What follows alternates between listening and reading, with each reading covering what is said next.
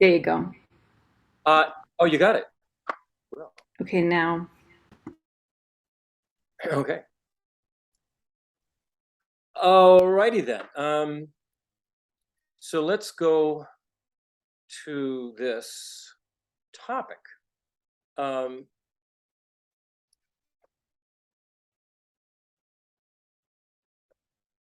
as I've said before, this is based on uh, Pabanka Rinpoche's teachings and Lama Tsongkhapa's teachings. And of course, all the teachings that I've had by our various gurus, but there's a heavy basis here on Venerable Thupten Chodron, because she's so good at presenting the Lam Rim for Western students. So we're studying the meditation topics of the initial, intermediate, and great scopes of the Lam Rim that were introduced to Tibet by Atisha and further developed by Tsongkhapa. These teachings function like a graded course in training the mind in the stages of the path to enlightenment. We're currently going through the meditation topics in the initial scope of the Lam Rim. The goal of someone who is practicing the initial scope is to obtain a fortunate rebirth in the cycle of birth, aging, and death called samsara that is experienced by all sentient beings.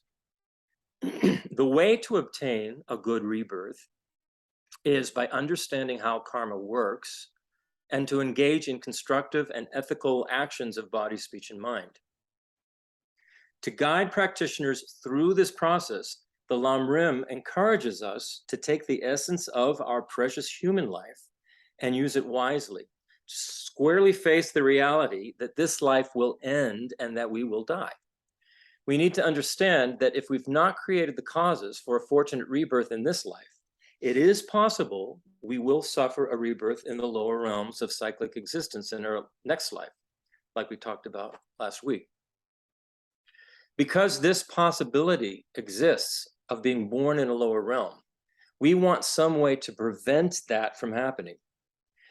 Preventive measures is one way of translating the word Dharma. Lama Pasang said that the literal meaning of the word Dharma refers to something that holds us back or prevents us from committing any form of negative karma or action to others or to ourselves. Because we have a sense of concern about what could happen after death, and because we're looking for some direction, we seek refuge in the three jewels, the Buddha, Dharma, and Sangha. They are called the three jewels because each of them is a precious and necessary element and support of the Buddhist path. So, what is meant by taking refuge in the three jewels?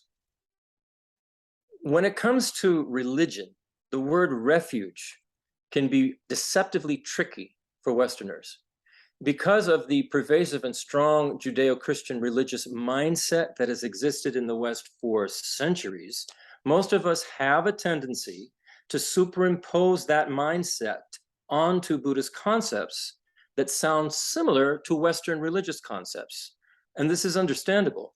So when we hear a phrase like taking refuge in the Buddha, Dharma, and Sangha, we may think it means that what we do is profess our belief in the three jewels, make offerings to them, pray to them, confess our faults to them, and do what they tell us to do. In return, the three jewels will protect us from harm, remove all obstacles and danger, provide us with material security and happiness in this life, and reward us with a blissful life in the future. Does that have a familiar ring to it? Many Buddhist practices seem to fit right into this Western model of religion. Then when we hear about the sufferings of the lower realms, some of us even take it a step further and think that if we don't behave properly in relation to the three jewels, we'll wind up in some kind of Buddha hell as punishment. And I can't tell you how many times Kavita has said, I'm going to Buddha hell, as if Buddha had something to do with it. This comes from having a deeply ingrained, almost subconscious inculcation to Western religious views. Well, it could be conscious. I mean, you were raised whatever that was.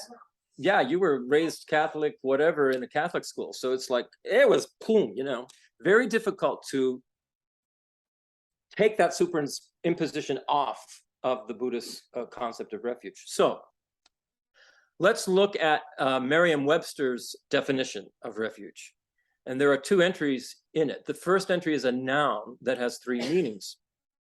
One, shelter or protection from danger or distress. Two, a place that provides shelter or protection. And three, something to which one has recourse in difficulty. And I think it's this third one that comes closest to the Buddhist concept of refuge, something to which one has recourse in difficulty. And the second entry about refuge describes how it's used as a verb. One way is to give refuge to something, or to seek or take refuge in something. Dr. Alexander Berzin, who is a scholar, translator, and teacher of Tibetan Buddhism, translates the Tibetan meaning of refuge as taking a safe direction in life. And that's what taking refuge in Buddhism means. We're taking a safe and sound direction in our lives with the three jewels, knowing that the real refuge, the thing that we turn to for help in difficult situations, is the transformed state of our own mind through having Dharma realizations that prevent us from committing harm to ourselves and others. So the real refuge is the transformed state of our mind. That's the thing that we are turning to when we go to when we have difficulty. That's why we're taking refuge in the three jewels, because we're going to be able to learn how to transform our mind through their help.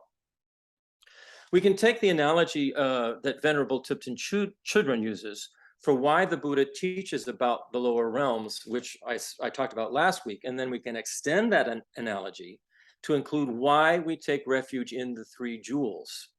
So the analogy goes like this. Say there's a bomb in your car that you don't know about, and somebody tells you about it, and you say, "Oh, you're just saying that to make me afraid." But the person says, "Why would I do that? I'm telling you because I know there's a bomb in your vehicle, and I really don't want you to or anyone else to get hurt. That's all. Look, it's right here under your hood." And so the person lifts up the hood and points out the bomb to you. Now you really do become afraid, and you say, "OMG, WTF, how did that get there? I don't know what to do. Can you help me?" Well, the person says, "Based on my experience with removing bombs from my own vehicles, I've become an expert at it. I've lectured extensively on the subject all over the place. Here, why don't you take this? It's a manual for removing bombs that was culled from my lectures." So the person hands you the manual, and you read the title, and the title says, "The Dharma that removes bombs from your vehicle." So you start flipping through the pages, and you say, "This looks really complicated. What if I blow myself up? I'm not sure I can do this myself." And the person says, "Of course you can. I did, and I was just like you. Once you have this instruction manual, you can safely take these directions and use them. All you need is perseverance, mindfulness, concentration, and some expert hands-on guidance. I've got a whole team of experts that have completed their training with me. They've removed all the bombs from their own vehicles, and they're highly skilled at helping others remove theirs. I call them the Bomb Squad Sangha. I'll send some over to you. You'll really like them. They'll safely walk you through every step of the process. They'll even show you how to keep your vehicle running in perfect condition." "Wow," you say. "Thank you." "No problem," says the person. "But remember, the important thing is that you learn how to remove the bomb for yourself. Once you've realized how to do it, not only will you be able to safely remove bombs, but you'll know how to prevent them from showing up again, so your vehicle will always run perfectly the way it's supposed to. You'll be able to help others with their vehicles as well. And if you decide you want to, you can become part of the Bomb Squad Sangha yourself. Sound good? And you say, yeah, sounds good. Can I get a t-shirt? For what? Bomb Squad Sangha. That's a good idea, right? This analogy. I was thinking the same thing. How are you? Wow. How do we monetize this? So this analogy gives us a general idea of what is meant by taking refuge in Buddhism, especially Mahayana Buddhism. That's the whole Bomb Squad Sangha that we're trying to, to become. So the initial scope of the Lam Rim skillfully leads us to this point. Thinking about our precious human life shows us the potential that we have. Once we've seen our potential, we become persuaded to use it wisely while we've got it. The first thing we want to do is make some preparations for our future lives, which means we have to be concerned about them. So we think about the certainty of our death and the possibility that we could take a rebirth in some lower realm of existence. We kind of look under the hood to see if there are any bombs there waiting to explode. This causes us to look for a method to prevent that from happening, which brings us to this topic of taking refuge. And after that, the topic of karma and its results, or cause and effect. Presenting these subjects in this order is a really skillful way of energizing us into taking some action that will help us. Refuge is a very important part of the path because it is the gateway to taking a safe direction in the Buddha, Dharma, and Sangha. We're making a decision about the path we're taking and the direction we're going. It's a fundamental decision in our life. In the Lam Rim, there are 5 main headings under refuge. The first heading is the causes for taking refuge. The second is the objects we take refuge in. The third heading is the measure of having taken refuge. The fourth heading is the benefits of taking refuge. And the fifth heading is advice after one has taken refuge. In the next few talks, we'll be going through all 5 of these, but today we're going to do the first 2. So here's the first main heading, the causes for taking refuge. The first cause for taking refuge. So there are 2, the first cause. Why take refuge? Why enter into the Buddha's teachings? Usually it's talked about in terms of 2 causes. It's important to understand these causes, especially if we are practicing Buddhism and taking refuge every day. Before we started today, we recited the refuge prayer. We say the refuge prayer before we engage in meditation sessions. Some of us recite the refuge prayer before we get up in the morning and when we go to bed at night. So it's important to understand the causes for refuge and to think about them before we say the prayer. It makes the prayer meaningful and worthwhile because we know what we're doing and why we're doing it. The more experience we have in our practice, of course, the more our refuge is going to grow with time. The more we have these 2 causes for taking refuge in our mind stream, the deeper our refuge is going to be. At the beginning, the causes aren't going to be very strong, so our refuge isn't going to be very strong either. But as we continually cultivate the causes, then our refuge will become stronger and we'll start to see how it's actually changing our mind. So the first cause for taking refuge is a sense of fear or concern. Pabanka Rinpoche says that each of the 3 scopes of the Lam Rim has its own version of the first cause. For the initial scope, it's fear of going to the lower realms ourselves. For the intermediate scope, it's fear of being reborn in any of the realms of cyclic existence. And for the great scope, it's such loving concern and compassion that we can't bear the suffering of others in cyclic existence. So in the particular section of the Lam Rim that we're in, the initial scope, the cause for taking refuge is fear of the lower realms. And we can see how this is really encouraging us to look beyond the scope of our present life. Of course, we can listen to teachings and benefit a great deal without believing in rebirth. The Buddha's teachings can be beneficial without having to believe in reincarnation. But to get the full benefit from the teachings, the more conviction that we have in rebirth, the more the entire framework of the Dharma makes sense. If we can try to understand rebirth, that will really change the whole way we look at our lives and our relationship to Buddhism. It will make a difference. If we only believe in this life and some kind of problem comes up, it's pretty easy to see what kinds of things we turn to for refuge. If we don't believe in past and future lives, then we'll only think in terms of what's going to give me some relief right now. So when we're hungry, we take refuge in food. When we're lonely, we take refuge in friends. When we're tired, we take refuge in sleeping. When we're bored, we take refuge in a myriad of distractions. If we only think in terms of this life, then all we need to take refuge in is sense pleasure, because that's the thing that is going to do something to remove our dissatisfaction or pain, temporarily anyway. But most of us probably have already realized to some degree or other that sense pleasure isn't the be-all and end-all that's going to cure our problems. If we have some feeling for past and future lives, we can see how limited sense pleasures are in curing our problems. When we have a concern for what happens to us at death and afterwards, we're going to look for a much broader source of happiness than just something that fills our stomachs and makes us happy at the moment. There is benefit in feeling that who we are is not just limited to our body, that who we are is a continuum.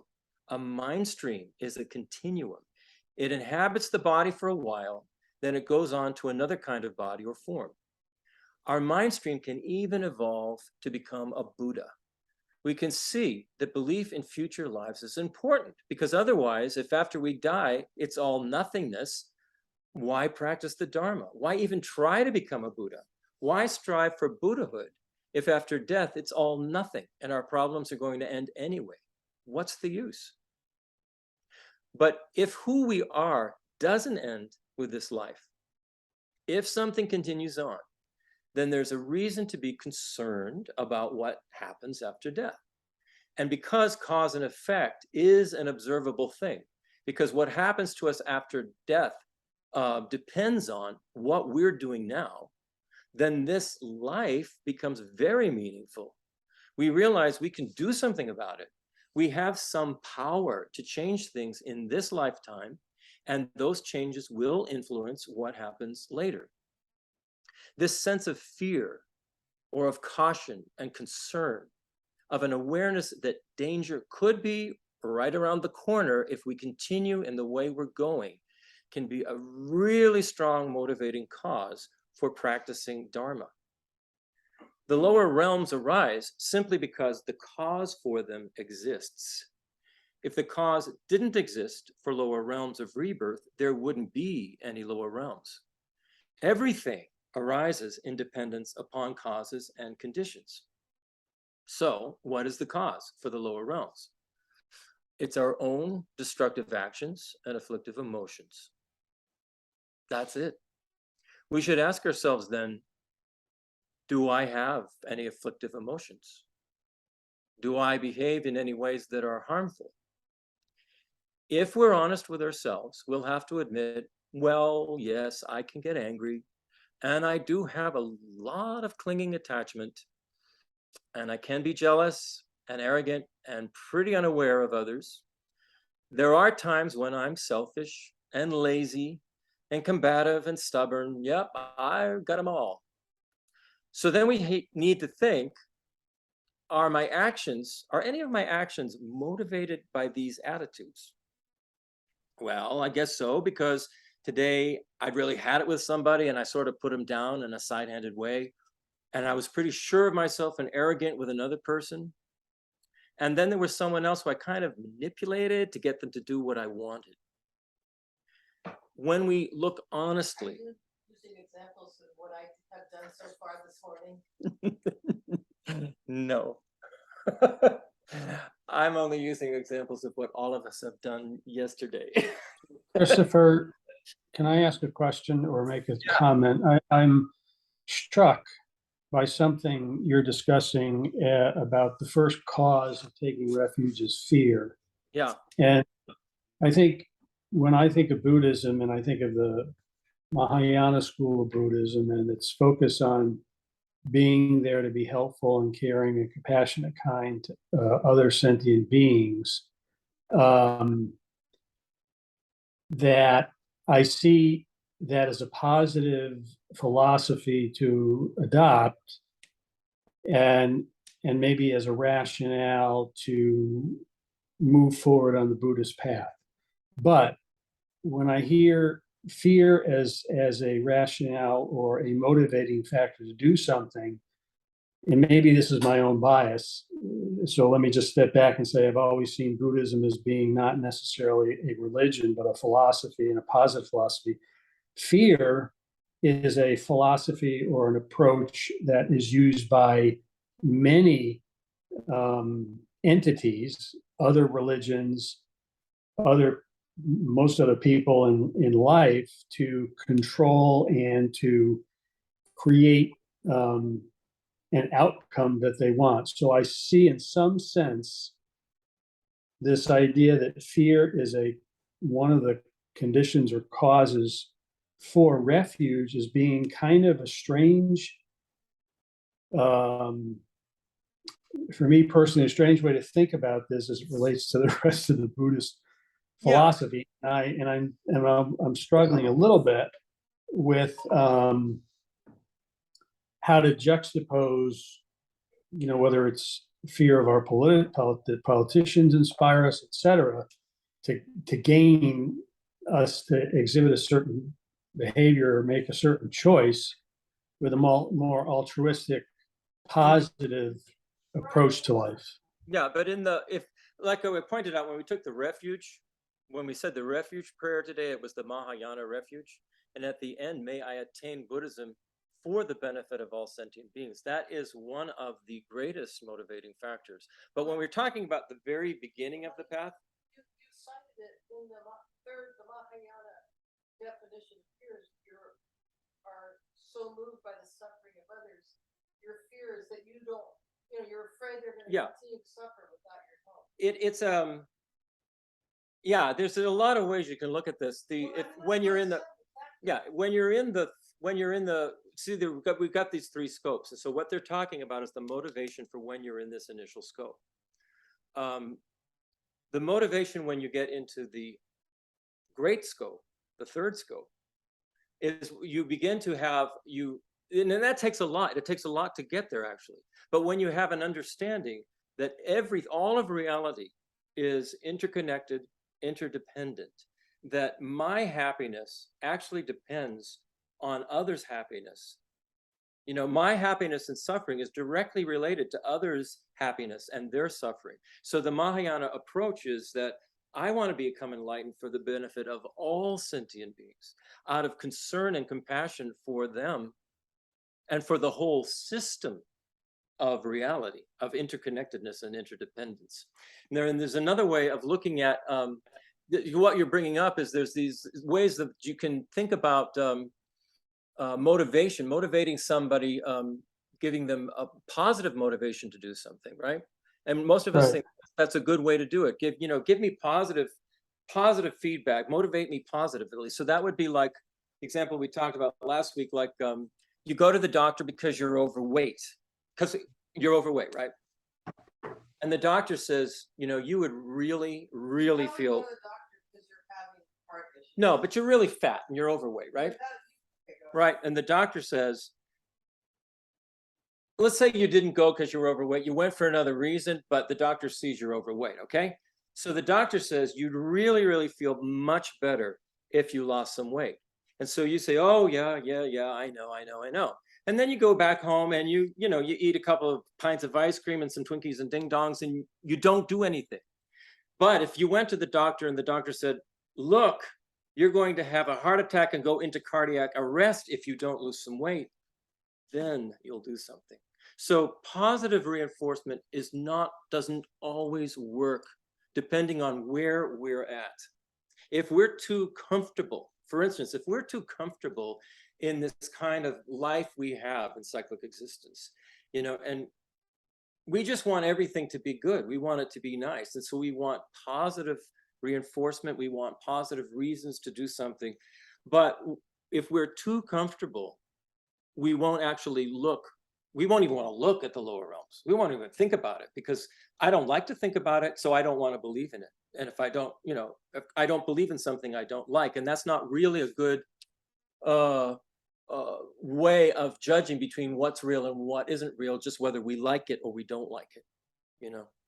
That's not a good way to judge things. We have to look a lot more carefully. And so the idea of cause and effect in karma, and that everything arises depending on causes, gives us a way of looking at the possibility that there may be something like a lower realm. And why would we want to go there? We wouldn't. We would have concern that we might end up in a lower realm. Well, for a Buddha, yeah, for somebody. So the mother knows I can't save them until I take swimming lessons, so I need Buddha. Mm-hmm. Yeah, that's very similar. I'm trying to find a way to talk, how the fear is still an element. And so Brian is obviously, very much a Mahayanist. Yeah. And came to Buddhism probably after lots of other, many lifetimes of altruistic focus. Obviously. So, I'm just saying, Mm-hmm. I feel it's helpful to understand why in our lineage they're saying even Brian Herman has fear as his motivation for taking refuge, from the point of view of the same type of fear a mother has when they see their child drowning and they go, oh my God, what can I do? Or think of the possibility that their child could drown, so they better learn how to swim themselves. Yeah, it's like that. So another word you could use. People will continue to suffer, Brian, until you develop the maximum capacity of a Buddha. You won't be able to help people perfectly in an uncontaminated, 100% effective way. So your intention to help will only really be effective, they say in our lineage. So I don't know. To me, there's probably some ways you can think about it in a less pejorative, less downer sort of way. And I encourage all of us to take the advice of our lineage and try to understand how it applies to us. To build kind of a more strong bond between our lineage and their teaching and their approach, rather than define exceptions to it. Yeah, when we're talking about the initial scope, we have to think of it in terms of the whole entire Mahayana path. What we're learning about is the whole path. What we're learning about is somebody who has the capacity for just the initial scope. All they're trying to do is have a good rebirth in cyclic existence. Well, then if you're that kind of person, then the motivation to not go to a lower realm would be pretty strong. So look at it. We already know people who are alive. It's as if they're living in a lower realm right now. And that's a cause of concern for us, those of us who are close to them. It is a cause for concern. We want them to be happy. We would wish that they could be better than they are. But we see that that's not the case. Not everything is, sunshine and roses. And so we have to understand this mindset. We have to understand that fear can be a motivation to get you out of a situation that's become sort of like you're on a treadmill. And fear can be certainly very motivating, but usually it's usually viewed as a negative, creates, not negative motivation, but it creates motivation for those that don't necessarily have positive endpoints in mind. So I just find that the term fear in this context to be a little bit strange, given the, as you say, the complete philosophy of the different levels of the path.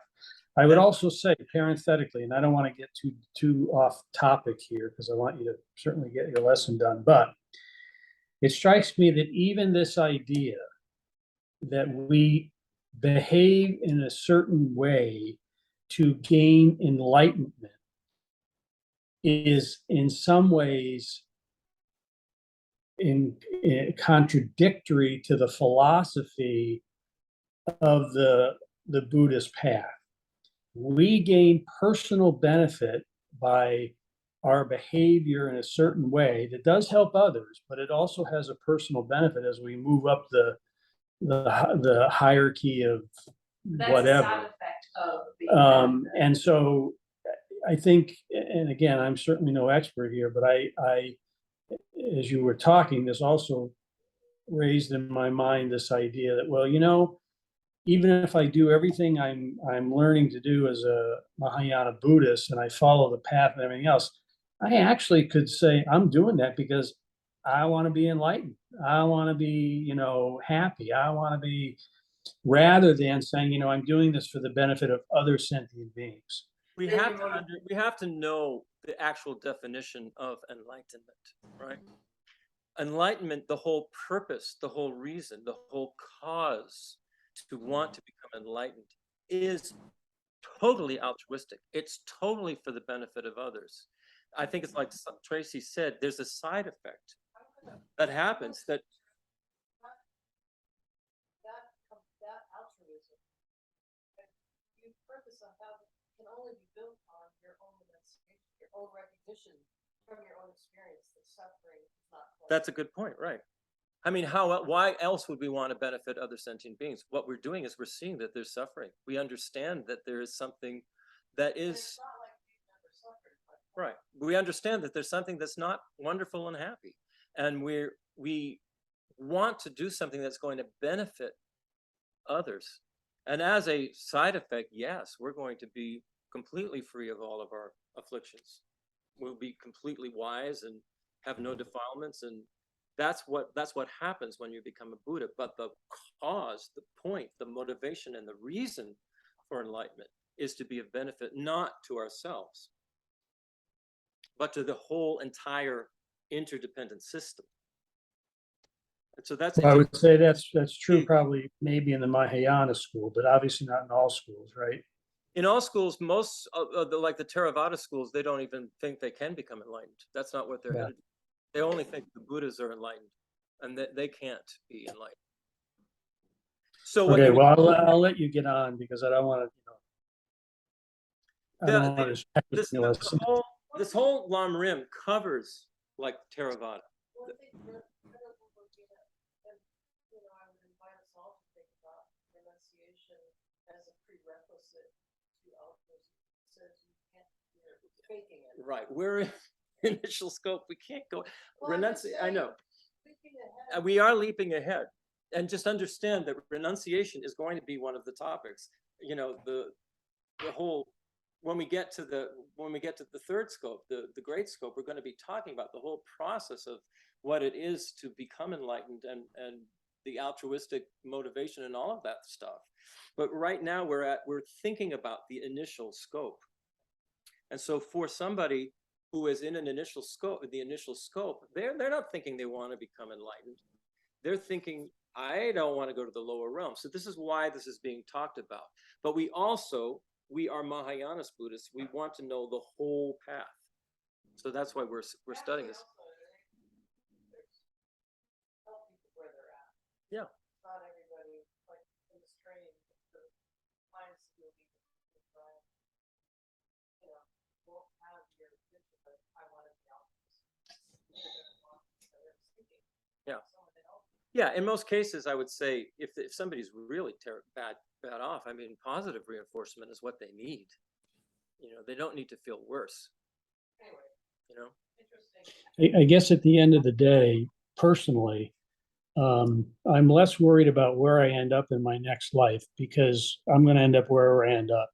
All I can do is be the best, person I can be, or best Buddhist, or whatever you want to call it, in this life. And I have little to no control over what happens. So I'm not I don't motivate myself by the fear of becoming, born back into a lower realm. I guess I just don't think that way, and maybe that's what's If you're altruistic and your children, your mother sentient beings are drowning, you want to be able to help them optimally as quickly as possible. So you wouldn't say, oh, well, I don't care where I get reborn. You would say, I better create the causes to be reborn in a situation where I can continue to develop so that I can more effectively help. So that's I guess that's fine. I want to help others is a good motivation, whether it's my family, my children, whatever, good motivation But you versus, should care about your next rebirth for the exact same reason. Right. Yeah. Yeah. You want to take care of yourself so you can wanna actually be a help. You know, you don't- Well, yeah, that's true. Well, Unless you're a Buddha. The Buddha went to a hell realm and he helped people up there. Brian, you can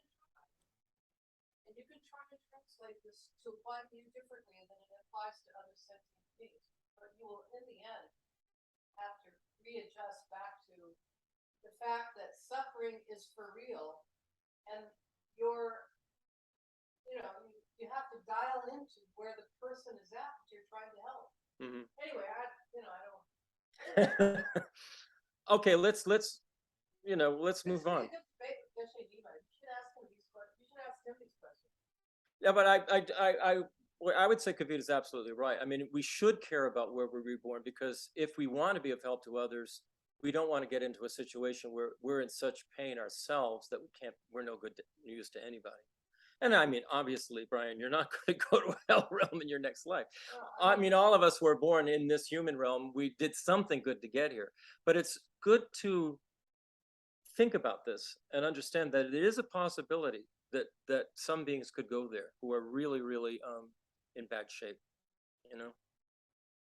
And if it's not their fear, then it's our fear that they would go there. We want to help them, you know. So we want to just continue going up and up and up.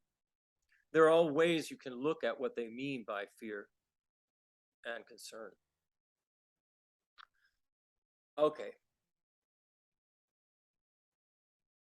So that was the first cause for taking refuge. It's called like fear and concern about what could happen if we were to take a lower rebirth.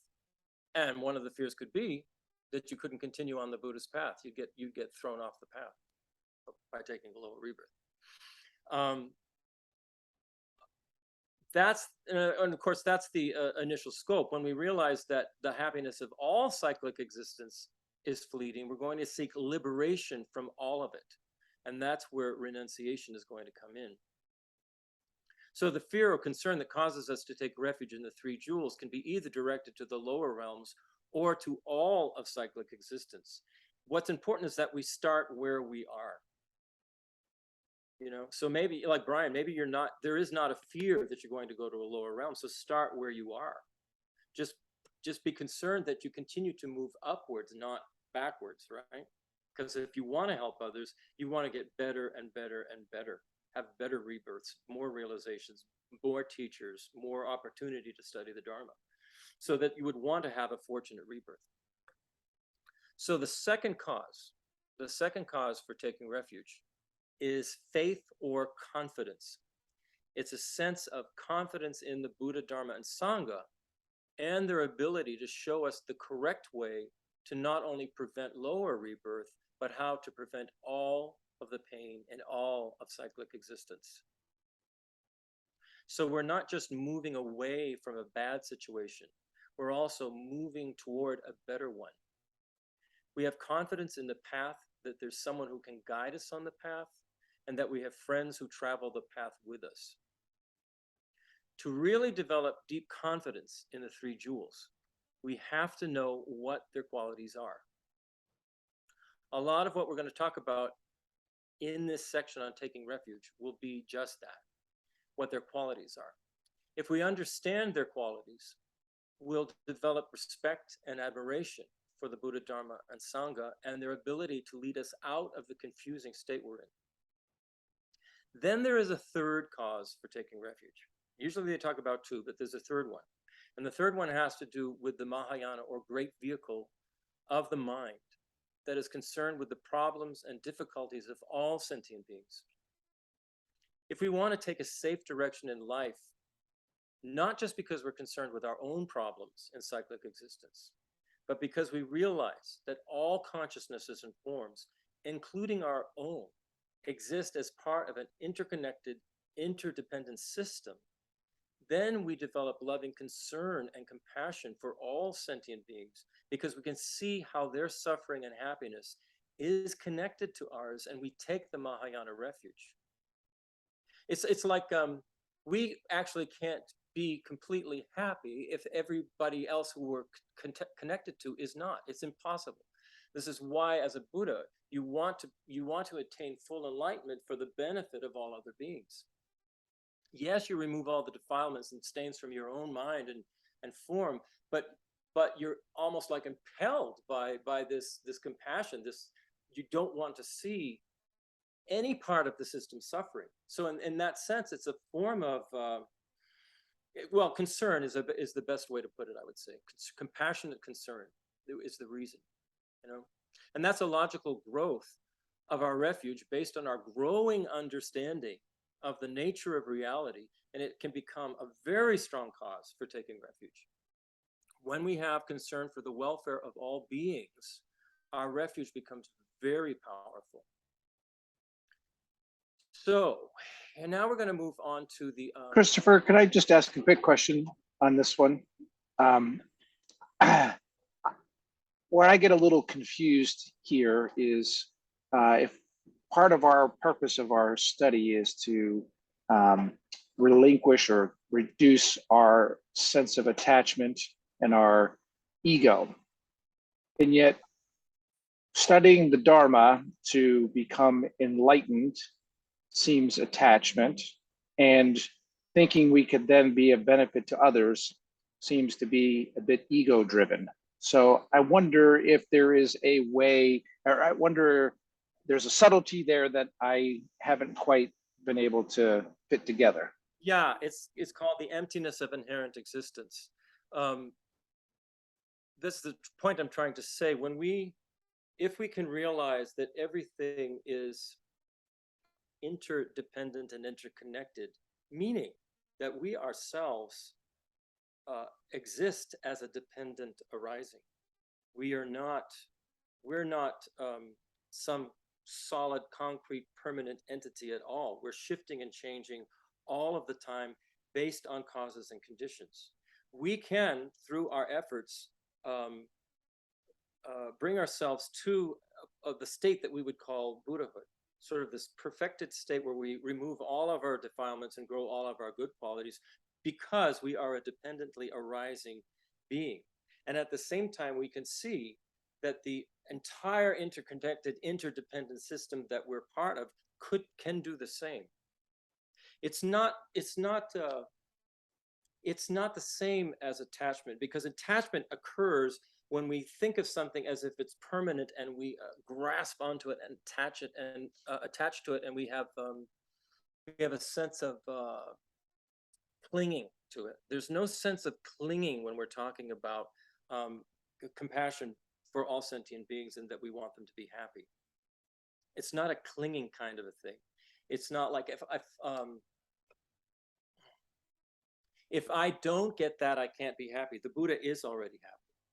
The Buddha is happy, but the Buddha sees that the whole system could also be completely happy, could be functioning perfectly, you know. And so there's this, you're almost impelled by the compassion to want to do that, to help. But it's not the same. It's not out of this clinging attachment. I need this to happen in order for me to be happy. It's a little different than that. And the only way we can have a real realization of this is if we can have a realization of what emptiness actually is, you know. And we can intellectually understand emptiness, but that's not the same as having a direct experience of it. A direct experience of emptiness, they say, removes all of your attachment. You no longer have that. You no longer have that clinging neediness, for me to have a particular thing my way.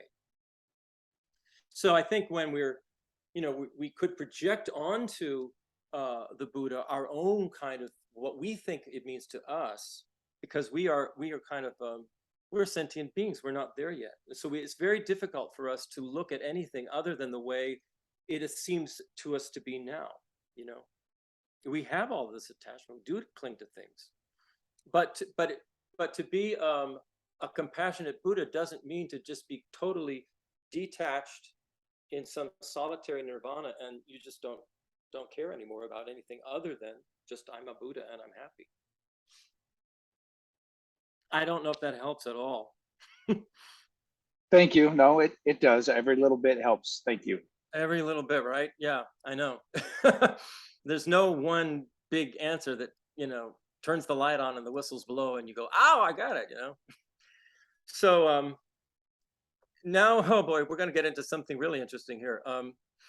So we're identifying the objects that we're going to take refuge in.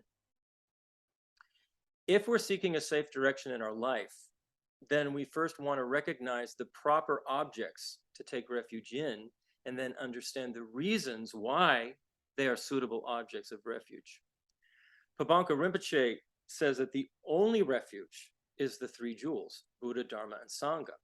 But if we don't identify them properly, we won't take refuge properly or purely. He says that we have to understand the three jewels in terms of their ultimate natures and their conventional or relative natures. The Buddha, Dharma, and Sangha are divided into the ultimate Buddha jewel and conventional Buddha jewel. The ultimate Sangha jewel and the conventional Sangha jewel, and the ultimate Dharma jewel and the conventional Dharma jewel. So we're covering some new territory here, which will require the introduction of some new terms. This will probably seem very confusing at first, especially as we go through the different categories of ultimate and conventional three jewels. Can you just explain why it's important to understand the differentiation between ultimate and conventional, so we have some motivation why we should understand this? Ultimate has to do with the nature of reality, and conventional has to do with the appearance that exists. Whatever appearance appears to us, that's conventional reality. The ultimate reality is the actual nature of that appearance. The actual, how that appearance actually exists. Okay. So we need to put on our thinking caps and hang in here, because it will be well worth the concentrated effort eventually. Once we begin to understand the ultimate and conventional nature of the three jewels, it will help us understand what Buddha, Dharma, and Sangha actually are. So when we say, I take refuge until I am enlightened in the Buddha, Dharma, and Sangha, we'll have a much better understanding of what we're saying. It will help us understand the meaning of the prayer and generate the feeling of refuge in a much stronger way. So let's go to the first jewel, taking refuge in the Buddha. The Buddha is someone who has, on the one hand, completely removed ignorance from their mind and has totally eradicated from their consciousness everything that arises due to that ignorance. So that's all ego, self-grasping, all fear, all craving, desire, and attachment, all neuroses, anxiety, depression, anger, jealousy, low self-esteem. In short, the Buddha is somebody who has utterly uprooted all afflictive emotions in their mind stream. On the other hand, the Buddha's mind has blossomed like a lotus flower to the knowledge of all things. And he or she has developed to perfection all the positive qualities: loving kindness, joy, compassion, wisdom, self-confidence, patience, generosity. So if someone asks you what a Buddha is, and you say someone wearing saffron robes and sitting on a lotus looking peaceful, that won't tell them very much. They won't understand what a Buddha is. But if you say the Buddha is someone who has completely purified his or her mind of all defilements and afflictive emotions, and they have also taken all of the good qualities that we have now and developed them to perfection, then they'd have a better understanding of what a Buddha is. If we can understand that this is what a Buddha is, then it becomes completely possible that we can become one.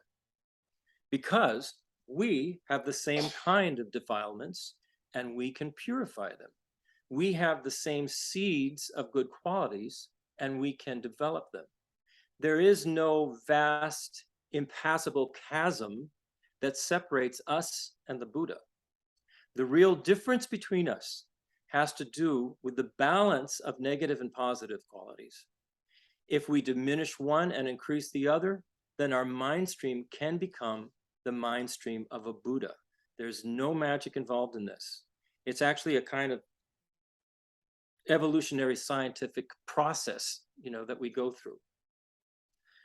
So now I have some little doodle drawings that I need to share with you all, because otherwise this next section will have us all scratching our heads to the point of being blubbering idiots. So let me see if I can share the screen and share this and this and share. Do you see these little doodle drawings? Can you see all of them clearly?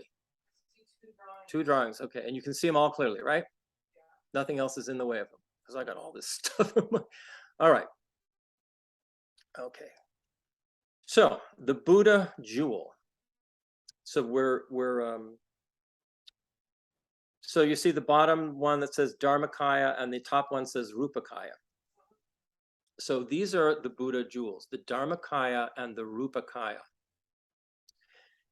The Sanskrit word kaya means body, but not in the sense of a physical body. So get that idea out of your head immediately. It means body in the sense of a collection or a group, similar to the way we might refer to an author's writings as their body of work. When we use the word kaya in relation to the Buddha, we're talking about a Buddha's collection of qualities or body of qualities. We could also say we're referring to the aspects of a Buddha that when taken together make up what a Buddha is. Okay, so that's clear, yeah? Okay. We'll start with two main groupings or kayas that the aspects of a Buddha can be divided into: the Dharmakaya and the Rupakaya. The Dharmakaya means the truth body or truth aspect of a Buddha. And the Rupakaya means the form body or the form aspect of a Buddha. And it's referring to the manifested appearance of a Buddha. The Dharmakaya refers to the consciousness of a Buddha. So when you look at the picture of the Dharmakaya, you don't see any much of a picture there, because we're talking about a Buddha's consciousness. With the Rupakaya, we're talking about a Buddha's form, the forms that a Buddha can take. Okay. The Rupakaya, the top one, the Rupakaya, or the form aspect of a Buddha, can be subdivided into two different ways that a Buddha can appear in manifest form: the Sambhogakaya, or enjoyment body, and the Nirmanakaya, or emanation body. The Sambhogakaya, when a fully enlightened being appears in a body made of light, with all 32 signs and 80 marks in a pure land, giving the Mahayana teachings to highly realized bodhisattvas, that manifested appearance is called the Sambhogakaya, or enjoyment body. This is an ethereal appearance of a Buddha in a body of light. The Sambhogakaya has all the marks and signs of a fully enlightened being, such as the crown protrusion on the head, the curl between the eyes, and the Dharma wheels on the feet, and the long earlobes. The Nirmanakaya, or emanation body, refers to a grosser physical appearance of a fully enlightened being, such as Shakyamuni Buddha, who physically appeared on the earth over 2,500 years ago. The subdivision of the Rupakaya, the form aspect of the Buddha, into the enjoyment body and the emanation body represents the different ways a fully enlightened being can appear in different worlds in order to benefit others. One way they can benefit others is to appear in an ethereal enjoyment body or Sambhogakaya in a pure land teaching highly realized bodhisattvas. But not everyone has access to a pure land. Not everyone has created that kind of positive potential. So out of compassion, the Buddhas will appear in an emanation body or nirmanakaya, which is a much grosser physical appearance, so that those who have a physical form can communicate or interact with them.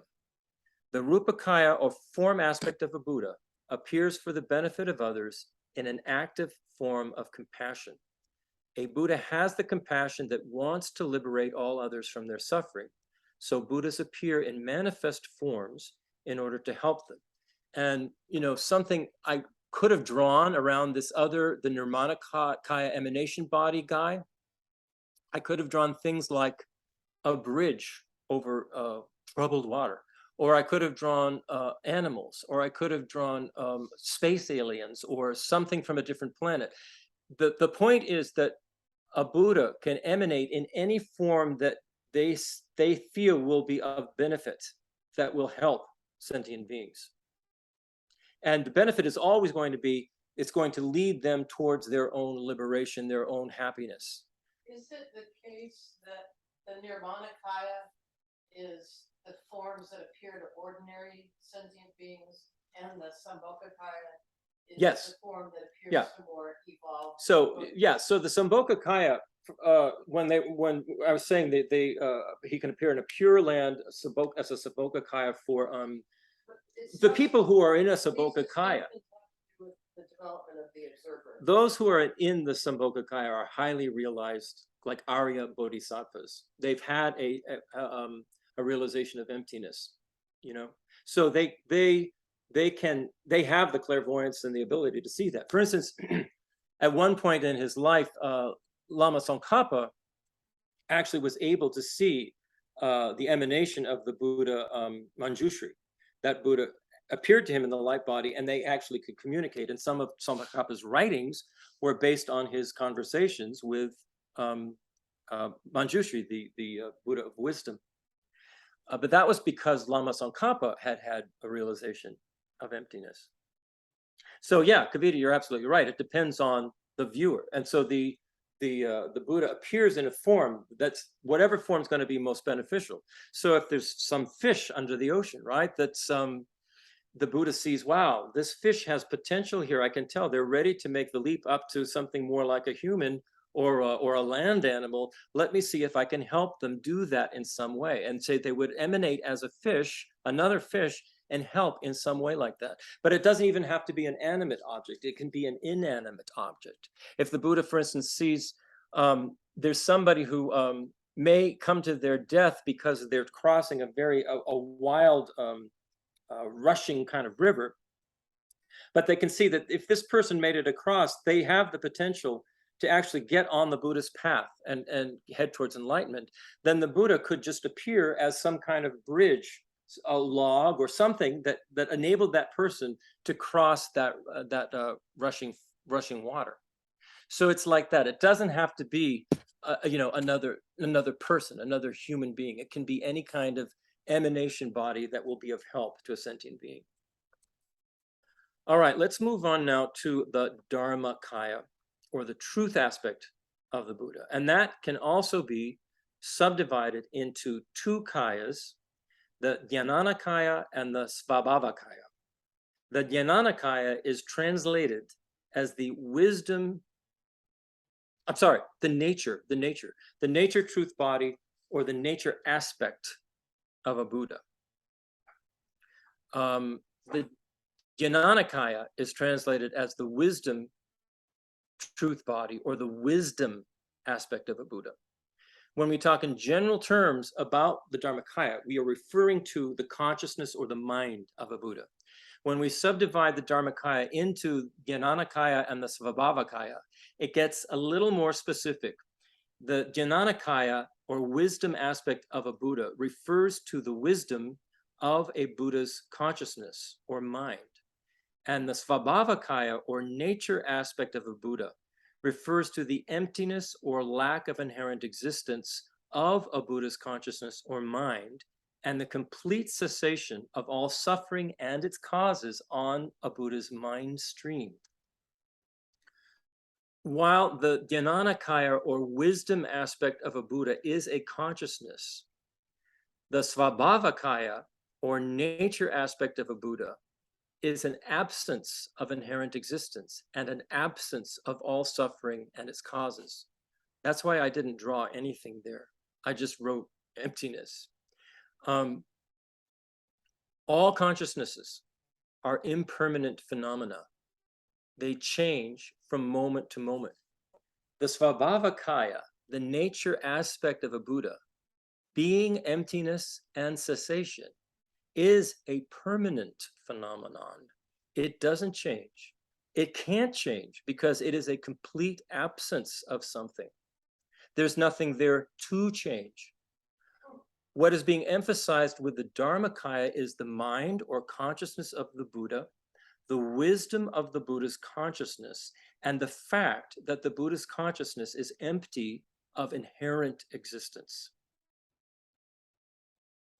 The Dharmakaya, the truth aspect of a Buddha, fulfills one's own purpose. So this is sort of getting to something you were asking about, Brian, about isn't it selfish to become a Buddha? The Dharmakaya fulfills one's own purpose because one's mind is a Buddha's mind. One no longer suffers. All problems and confusion completely cease. But because the whole purpose of becoming a Buddha is to be of benefit to others, a Buddha is impelled by compassion to appear in manifest forms that can communicate with sentient beings, because sentient beings cannot communicate directly with a Buddha's mind. We don't have enough clairvoyant powers. Our minds are too obscured to communicate directly with the Dharmakaya. Therefore, the Buddhas appear as the Rupakaya in their form aspect. They appear as gross physical emanation bodies of various kinds for very obscure beings like us. And they appear as ethereal enjoyment bodies for highly realized bodhisattvas who are much less obscured than us. Once someone has become a fully enlightened Buddha, they're not going to sit around in some solitary nirvana twiddling their thumbs.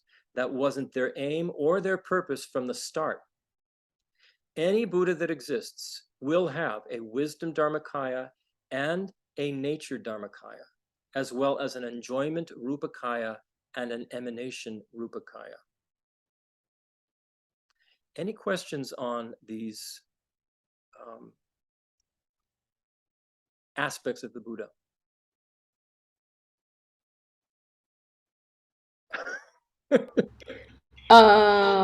What? I don't know if you remember this, Tracy, but several years ago, I do. I tried to explain this without little pictures, and it was just beyond anything. I mean, it was like, what? WTF, right? I mean, what are you talking about? I didn't even know what I was talking about after a certain point. So, it takes a little. You're basically, if you divide it at the top level, as you're talking about forms that can be apprehended, and then the nature of the Buddha itself. Right. That's the big division. One's And mind then- and one's form. Yeah. Well, I'm just saying one's the form and one's The consciousness. itself. Yeah, exactly. Dharmakaya is the consciousness, Rupakaya is the form. And the form, there are two types of forms depending on the Right. capability of the Right. beings observing the form. Right. And there are two aspects of the consciousness. One is that the Buddha has this wisdom mind, and the other is that that mind is empty of existing inherently. It is a dependent arising. It changes from moment to moment. and it has to change. Otherwise, how could a Buddha be of help? You know, it's not a stuck. The Buddha doesn't have a stuck permanent kind of mind. Okay. I guess I'll just sort of. And the reason for understanding this? The reason, well, we'll get into this right now because In terms of refuge? we're going into now the ultimate Buddha jewel, which is the refuge, right? And the conventional Buddha jewel. Okay. I'll definitely rewatch the replay. The ultimate Buddha jewel is the Dharmakaya, which has two subdivisions, the nature body and the wisdom body. The nature body is the emptiness of a Buddha's mind and the cessation of suffering and its causes on the mind stream of the Buddha.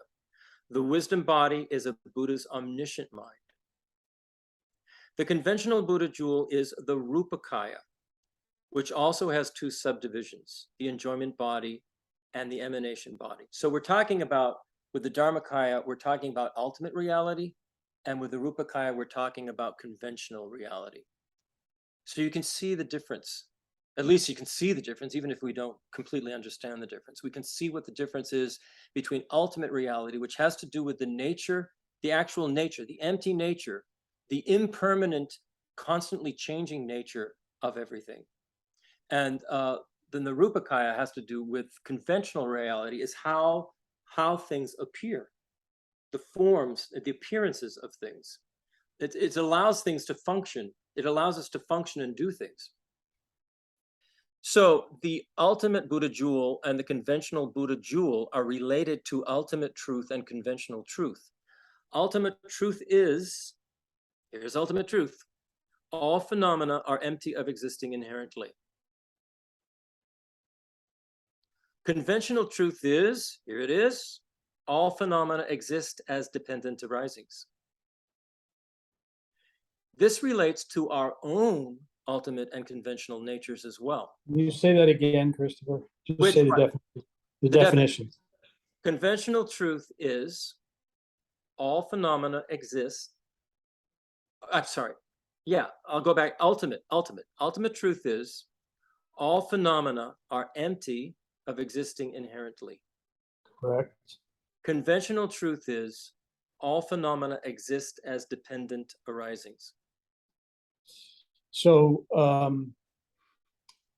so maybe that I'm a little bit confused because this is different than ultimate reality and conventional reality, because conventional reality is that things appear to be what they are not. Ultimate reality is understanding what they really are. But I thought that both those definitions you just gave are actually ultimate reality, that dependent origination is ultimate reality. It's the flip side of ultimate reality. It's like if we look at the iPhone, right? The iPhone is a dependent arising. It appears the way it does because it is a dependent arising. It arises due to all different causes and conditions and elements and things, and everything that appears to us is dependently arising. That's different.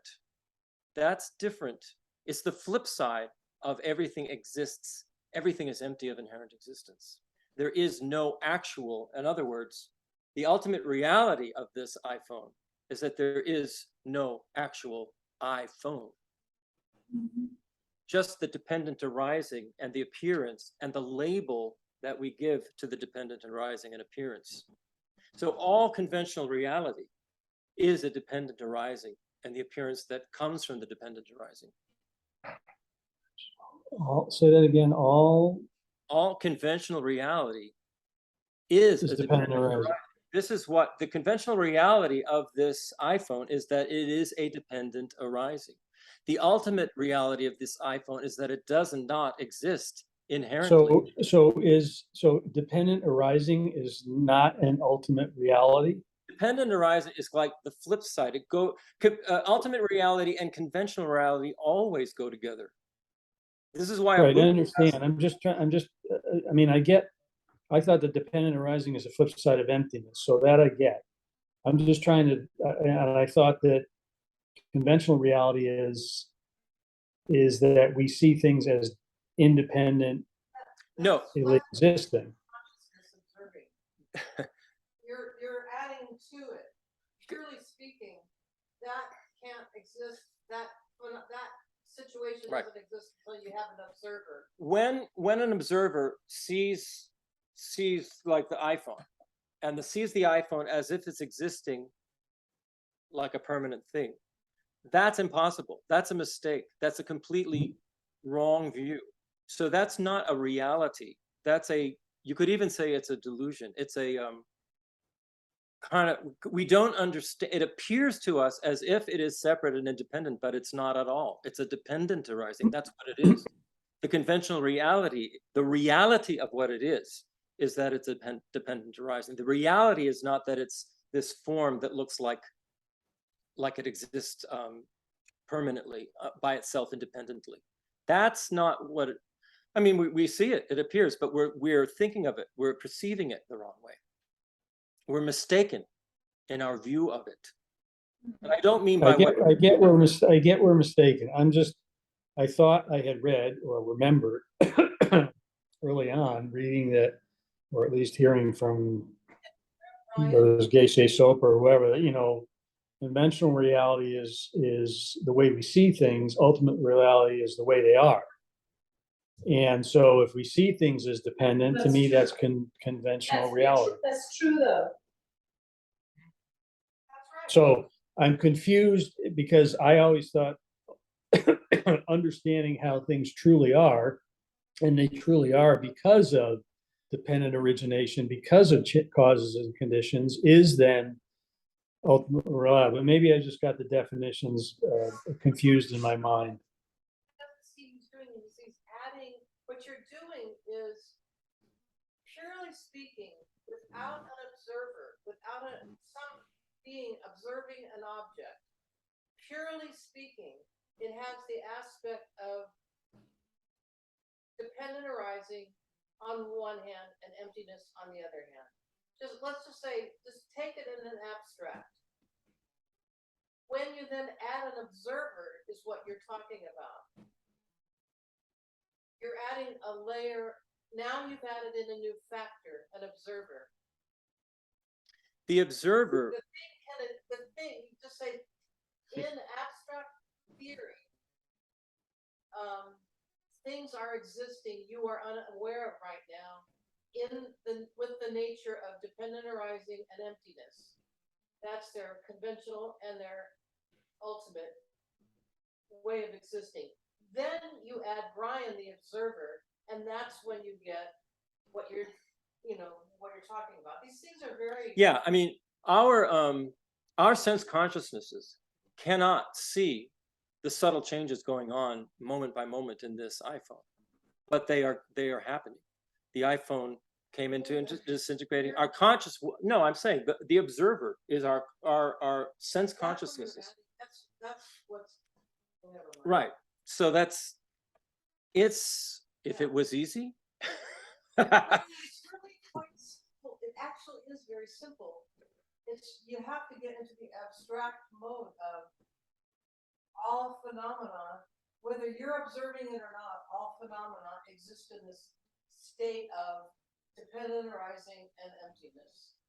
Okay? Right. To me, that's ultimate reality. All things, even though I can't see it, exist, you know, the way they're supposed to exist, which is, you know, emptiness and dependent arising, and that's ultimate reality. So maybe, again, and I'm trying to put this in the context of what you're talking about now, which is refuge and these different drawings you've got. And so I'm trying to kind of make sure I understand what I heard was definitions in a very different context, I thought, compared to what you're talking about now. Well, there is no conventional reality without an observer. Okay. Contemplate what that means. And the conventional reality is different for every observer. All right, now you're really pushing it. Now you're. Yeah. Honey, your reality and my reality are different because of my experiences. But we all have some, I mean, we all say this is an iPhone. Yeah, we all agree that's an We do iPhone. have that. But a dog doesn't say that's an iPhone. A cat doesn't say that's an iPhone. An ant certainly has no concept of this being an iPhone. Another human being. So then who's never all seen an sentient iPhone beings doesn't have know. to, okay. All sentient beings then have to agree that whatever they see, interpret, sense, whatever, it's the same rule for everybody, irrespective of experience or convention. Not only when you look at the iPhone, not only is it a dependent arising based on its parts, but it's also dependent on the observer, the observer's consciousness, how the observer defines this and sees as its function. So you and I, as a human observer, say, this is an iPhone, this is the conventional reality.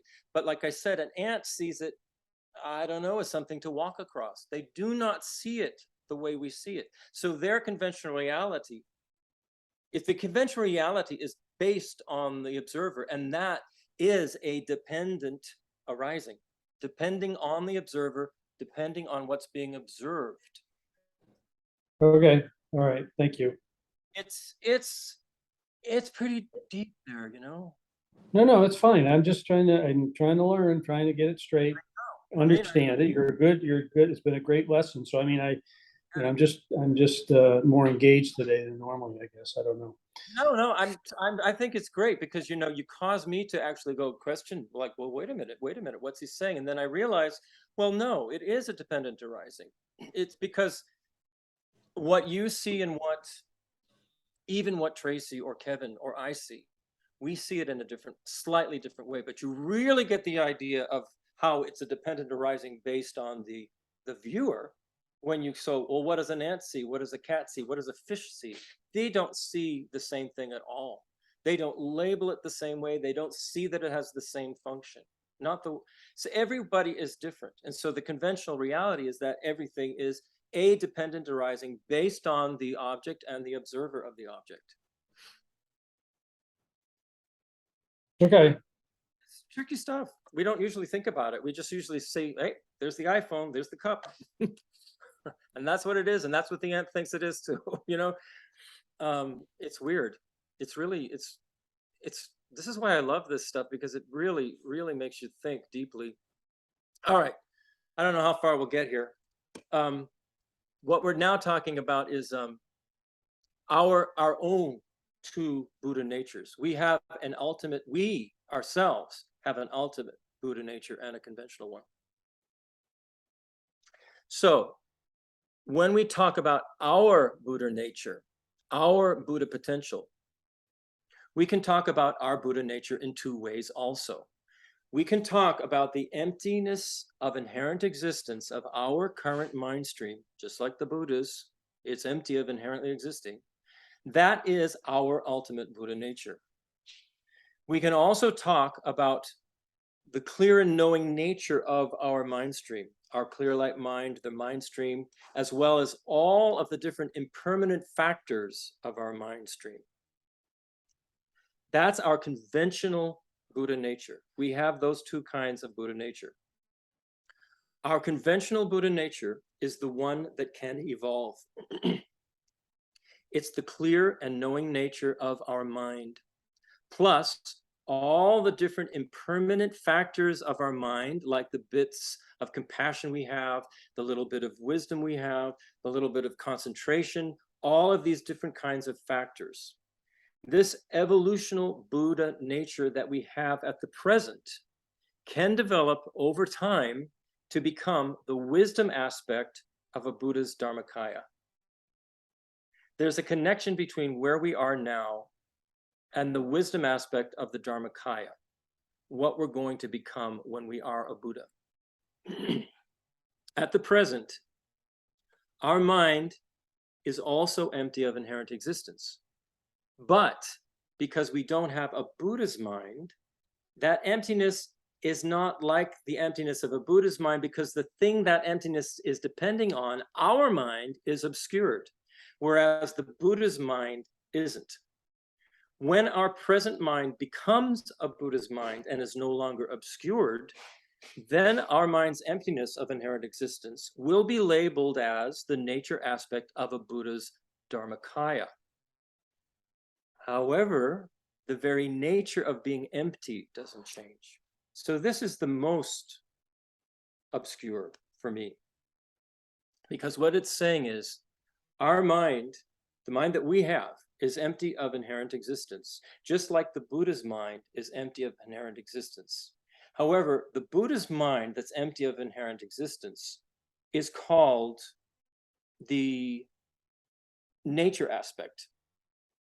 Ours is just called our contaminated evolving mind, because it's based on the emptiness of it is based on our own mind stream, which is kind of contaminated, whereas the emptiness of the Buddha's mind is based on the Buddha's mind stream, which is completely uncontaminated. So they're labeled in different ways, but they're both empty of inherent nature. So that's the weirdest one for me so far. But the contamination is almost akin to the observer factor in Yes. conventional reality, right? I think you're right. Only I understood something. Hey, I mean, just because I'm reading this doesn't mean I understand it all. I haven't. I mean, I'm learning as I go as well. Well, you're far ahead of me. That's so. Okay, so the progression of our two Buddha natures to enlightenment follows two tracks. One of those tracks is the clear and knowing nature of our mind, plus all the factors that go with it, the little bits of wisdom and compassion and love and concentration and patience, and all those factors that we now have at present in our mind stream. So this one track, it's the clear and knowing nature of our mind, the fact that our mind is a consciousness. Right now, that mind of ours is obscured and limited, but it has potential. As we start to practice the path, what we're going to develop are those good qualities that we have now, and we're going to purify the clear and knowing nature of our mind till eventually that becomes the wisdom aspect of the Dharmakaya, the wisdom aspect of the Dharmakaya. The other track that our Buddha nature is progressing on is our emptiness of inherent existence. In other words, right now, we don't have a solid, concrete, permanent identity. We think we do, that's what our problem is, but we don't. We don't have this solid, concrete, independent, inherently existing personality. Neither our mind, nor our body, nor anything else is inherently existent. That lack of inherent existence doesn't change. But when our mind, the clear and knowing nature of our mind, becomes a Buddha's mind, then automatically we call our lack of inherent existence by a different name. We call it the emptiness of the Buddha's mind. We call it the cessation of suffering and its causes on a Buddha's mind. We call it the nature aspect of the Dharmakaya or the Svabhavakaya. So, we're just laying this out here for now. We're going to have to think, I'm going to have to think about this even more. So as we're heading towards enlightenment, we're not destroying a person. We're not destroying some inherently existing somebody because a solid concrete personality never existed to start with. What we're destroying is our wrong idea that there is one. That's what's getting abandoned. Right now, our mind is equally as empty of solid, concrete, inherent existence as any other phenomenon, including a Buddha's mind.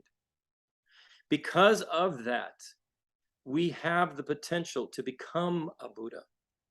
Because if we did have a solid, concrete, independent, permanent identity, then there's no way we could change. We would permanently be what we are and we could never change it. But we do change, whether we want to or not. So that in and of itself shows that there's no solid, concrete entity there. There's a difference between not being inherently existent and not existing at all. And this is important. This is the trap that we can easily fall into. There's a difference. We exist in dependence on all sorts of causes and conditions. We are always shifting and changing. This is what allows us to function, to grow, and to evolve. Because we are dependently arising beings, Buddhahood is possible for us. If we weren't dependent, if we were independent, then nothing at all could affect us. Nothing could make us change. We would exist independently without any relation to the rest of the universe. And that clearly isn't the case. So I'm going to stop here. There's just a couple of things left, but they also, they also are something that you have to wrap your mind about a little. So what I'll do is I'll just put this whole transcript in the email, and you can look at the rest on your own, because it's just a couple of pages. But this is really something that needs to be thought about. It's like when we did what was that one, the Dalai Lama's book, Seeing Yourself How You Really Are?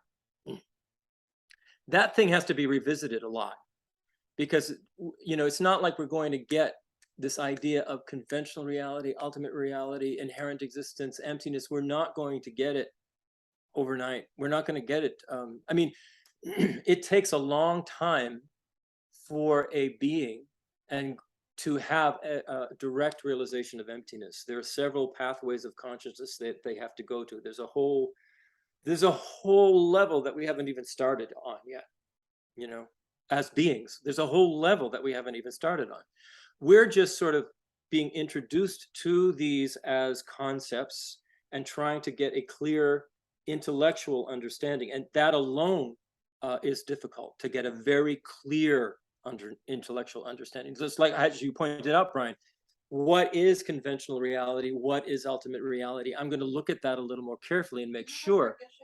Quiz us? Yeah, we used to get quizzed. But is it conventional? Is it ultimate? And he also would say, or is it non-compounded compositional factors? Oh, don't even get into No, but I non-compounded mean, compositional factors. No, I'm saying, but Yeah. we would have to know Yeah. between those three things.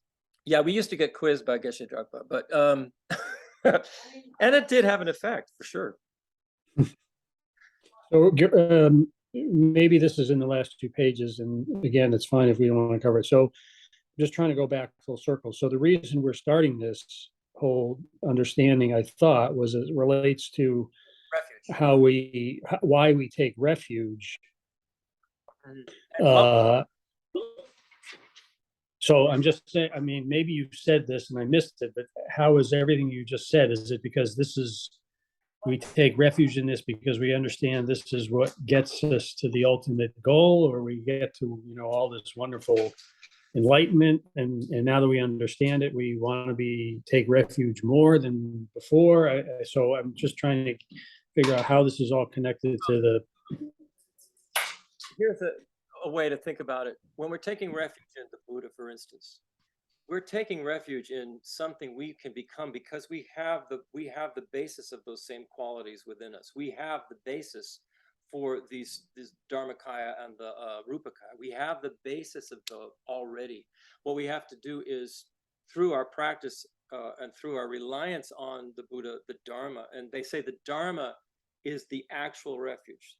Getting that info and getting those realizations, that's the actual refuge. But the instruction from the Buddha, the inspiration from the Buddha, the realizations that occur from the Dharma, and the support and the guidance of highly realized beings, Sangha, that's what we're taking refuge in. That's what's helping us, because we have within our structure already, our mental structure and our form, we have the ability to take this all the way. So we're taking refuge in one way. We're taking refuge in the being that we can become. It's one way of looking at it, because the Buddha is the kind of being that we can become. We can have all those realizations of the Dharma. Huh? Yeah, okay, I'm going to mute myself. Yeah, just and turn off your sound. What I was gonna say, so in terms of like on a practical daily level, when you're reciting the refuge, say in the morning. Well, I think what Christopher was hoping to accomplish, that going forward from this teaching forward, when you say I take refuge in the Buddha, you have a deep understanding that you're not taking refuge to a statue, and you're not taking refuge to a historical character, Shakyamuni. You're taking refuge in these a multifaceted entity that has an appearance to an ordinary person like yourself, more profound appearance that's there even as you develop. This entity that you're taking refuge in, called Buddha, has a form for even more developed beings. And that when you say you're taking refuge, you're not taking refuge in Shakyamuni, you're taking refuge in the consciousness and the profound living consciousness of this very powerful and compassionate entity that has manifested in a thing we call Buddha at our level. And so I think what Christopher was trying to accomplish in explaining the different bodies of a Buddha is that when you say this from now on, you're not just looking at a statue going, oh yeah, he was a great guy, he achieved Buddhahood and I want to be like him. No, I'm taking refuge in this very powerful matrix of factors that for an ordinary being we call Buddha, and that we can achieve ourselves. That's the connection. All right, got it. Thank you. For permitting me to throw in my 2 cents. No, that's good. And by the way, we should vote. yes.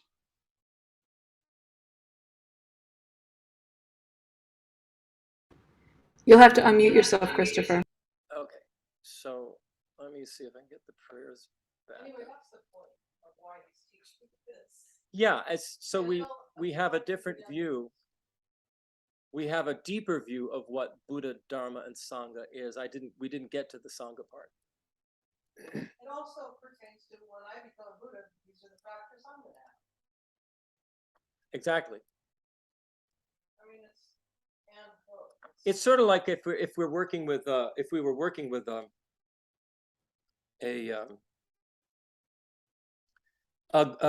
mentor, say I'll just take the example when I was little and learning how to play the piano. When you're starting out, you're struggling through it, but you have your teacher who you say, wow, they're so good, look at what they can do. And you actually, by looking at their qualities, seeing what they can do, it inspires you and actually guides you in a way to know how you can do that yourself. And so that's kind of when we're looking at the Buddha, if we think of it as almost like a mentor that's showing us how we can be. It can inspire us and encourage us and actually give us a vision of what it is that we can accomplish. We sort of have to know where we're going before we can even get on the path. If we don't know where we're going, then we just sort of have a vague idea of what we're doing. But that's the idea, to get a very clear idea of what Buddha, Dharma, Sangha are, is to help us with our refuge and help us with our practice and our development, along the path. Let me see if I can share the prayers. Didn't work last week for some reason. I don't know why. Share screen. Prayers, where are you? See, the same thing happened. The prayers didn't come back. I don't see them. Got me, guys. I'll just I'll read the dedication prayers and okay. Due to this merit, may we soon attain the enlightened state of Guru Buddha, that we may liberate all sentient beings from suffering. May the precious Bodhi mind not yet born arise and grow. May that born have no decline, but increase forevermore. May the view of emptiness, not yet born, arise and grow. May that born have no decline, but increase forevermore. And then the Guru dedication. In all my rebirths, may I never be separated from perfect spiritual masters and enjoy the magnificent Dharma. Completing all qualities of the stages and paths, may I quickly achieve the state of Vajradhara. May anyone who merely sees or hears, remembers, touches, or talks to me be instantly freed from all sufferings and abide in happiness forever. It is only from the kindness of my Guru that I have met the peerless teachings of the Buddha. Thus, I dedicate all merit so that all sentient beings in the future may be guided by kind and holy Gurus. Okay. Thank you. I really, Ryan, keep it up. I like the questions. I think they're great. It's really important to express what's on your mind, because it makes all of us think, makes me think, makes me double check. I'm going to go back and double check. I'm going to look more into, well, all right, what is conventional reality? Is it not what I thought it was? So I'm going to do that. And if I was mistaken, I will certainly correct it and I will let you know. So it's all good. I doubt you're incorrect. I'm probably the one who's not got it quite straight in his mind yet. So, but this has been very helpful today. So thanks to both you and Kavita for doing this. Well, you're welcome. It is a pleasure. I love doing Thank you, it. Christopher. Thank you, Kevin. Bye, Kevin. Bye-bye.